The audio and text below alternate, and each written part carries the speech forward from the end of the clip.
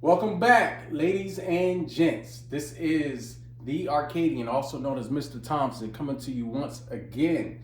And today, before we start off on our piano lesson in class, I would like to promote this book. I am very proud of my little cousin, Blayke Morales. And I would love for you guys to buy this book. I am great if you get the chance. If you have little ones up and coming, I think it's great to have them have that affirmation set. And a lot of you, even your adults, could use some of some affirmations that are good, because this is a real crazy world out here, man.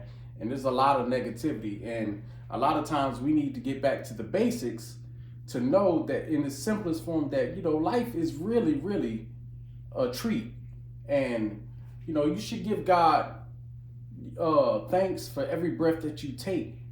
Even when it comes to this journey that you're about to embark on, you will get discouraged. There will be people that ask you, why are you doing this? Even if you're an adult, they're going to ask you, why are you doing this? Trying to learn the piano, and something that you may have never been able to do. And when they hear you playing, they're like, well, you stop, you're making a bunch of noise. But you got to get past that stage. You've got to get past that stage. You have to see it before they see it. You have to believe it before they believe it, because they will try to knock you down. So to start off today, I'm going to do again what we did before. Draw a rectangle, or use your page. Rip out a printer paper. You can use printer paper to do what we're about to do right here. So back again. Pitchfork. Pitchfork. Pitchfork. Pitchfork. Pitchfork. That looks like goals. I need you to do this to your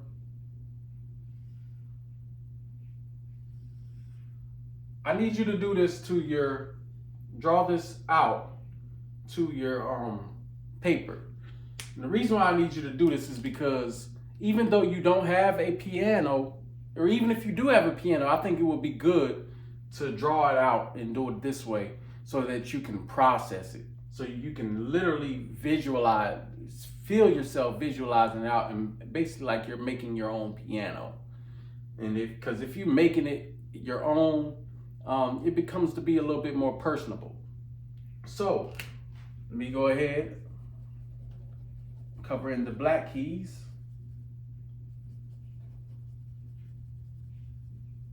And I wonder if you guys can remember what the first note beside the two that are grouped together, closer together, two black keys close together. I wonder if you guys can remember which key that is.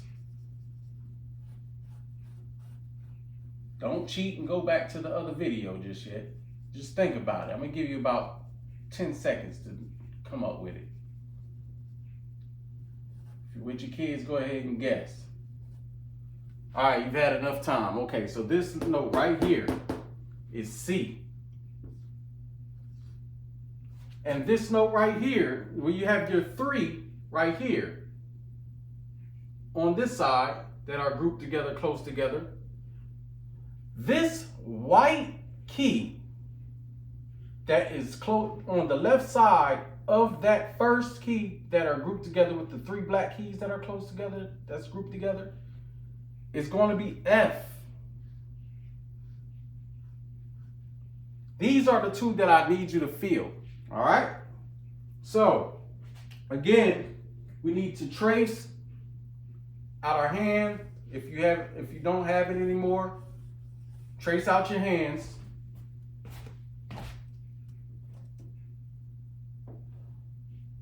I'm having a little trouble doing it with my left hand. And remember, the thumbs are 1. Pointy fingers, 2. Middle fingers, 3. Ringy finger is 4. and your pinky finger is 5.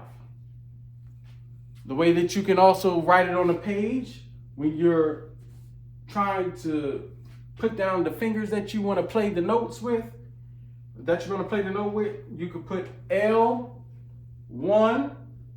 or L2, L3, and you get the gist. And over here it's going to be right R1, R2, R3, R4.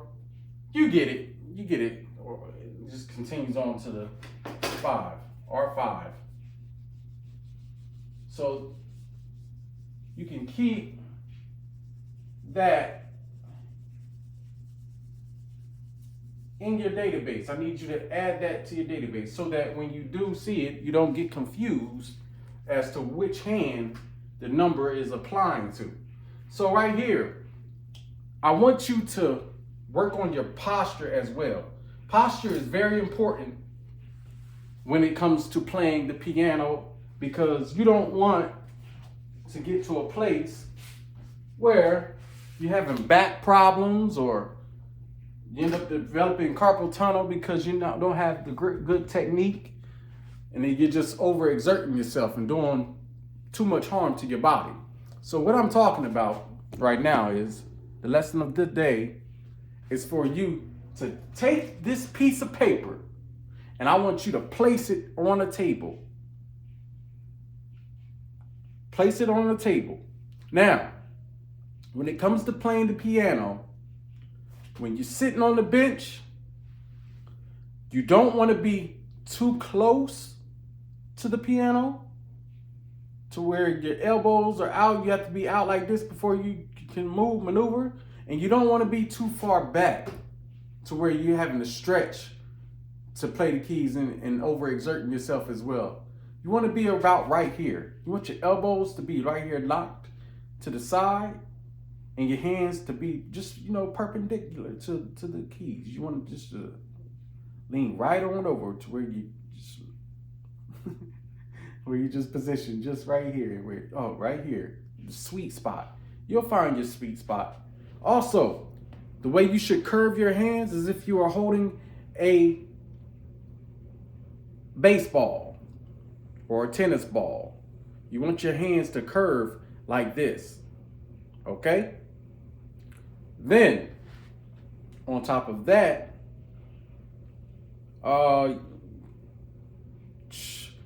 have the piece of paper, and I want you to practice or visualize yourself. It's just like typing on a keyboard. Type it on a keypad when you're typing your words. So, here we go. All right, so we got C. We've got F. The reason why I've talked about these two in particular is because I want you to place your thumb. That will be right 1, R1, right there on the C.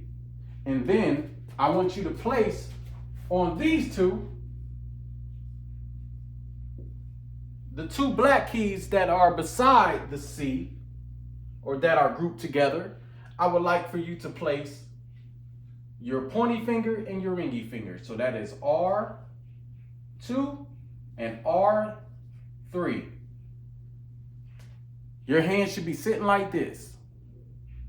And the movement that I want you to place right here is going to be, like I said, the R1, which is your thumb, R2 and 3 together, falling down on the black key. So the movement that you're going to be going is like this. Touch down with your thumb, and then when you hit the two together, I want you to bring your thumb up, and I want you to go back and forth. Bam, bam, bam, bam, bam, bam, bam. Practice that. And then after you get that done, I want you to take your thumb and do the same thing over here. So I want you to go over here. After you've done that, I want you to go and do the same motion between your right one and then come over here. It's going to be right one, right 2, right 3. All right? No, I'm sorry. You're gonna have your right 2, 3, and 4. Right 2. I'm still messing it up. Excuse me, people. 2, 3, 4.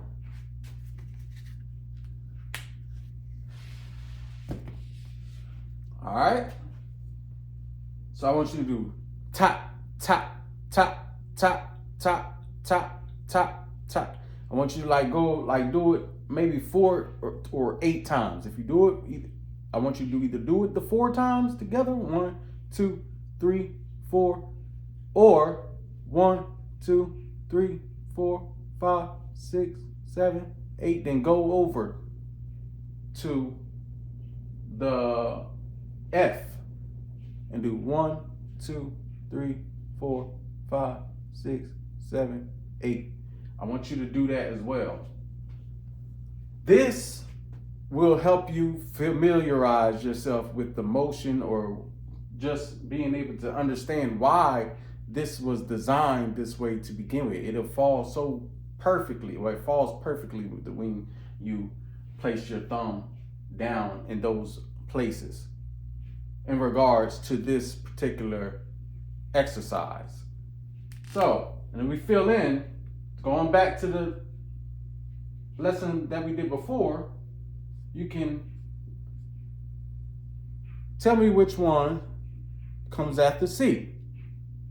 It's a D. After D, E. This is for the children that, learning their alphabet. F, G, and then after that, we only have 7 notes. That's the 7th letter. 7 notes, 7 letters. And it goes back to A and then B. The next time we will talk about, if I haven't already talked about it, the black keys, which are the sharps and flats. But in this particular lesson, I want you to be able to start thinking about your posture. These things, you are going to have to compile all of these things together. When it comes to you playing your piano, you're going to have to think about all these different things and approach it and practice approaching all of these together at the same time, simultaneously. So that's 1, 2, 3, 4, 5, 6, 7, 8. 1, 2, 3, 4, 5, 6, 7, 8. Just keep bouncing back and forth and getting that motion between. Visualize. Like I said, if you don't have the piano, just visualize. Putting your thumb there, and then your 2 fingers there, and then your thumb there, and then your pointy, middle, and ringy right there. That concludes the lesson for today. I hope that you have a blessed one, and hope to see you soon, or talk to you soon, or I hope to get you playing soon. All right.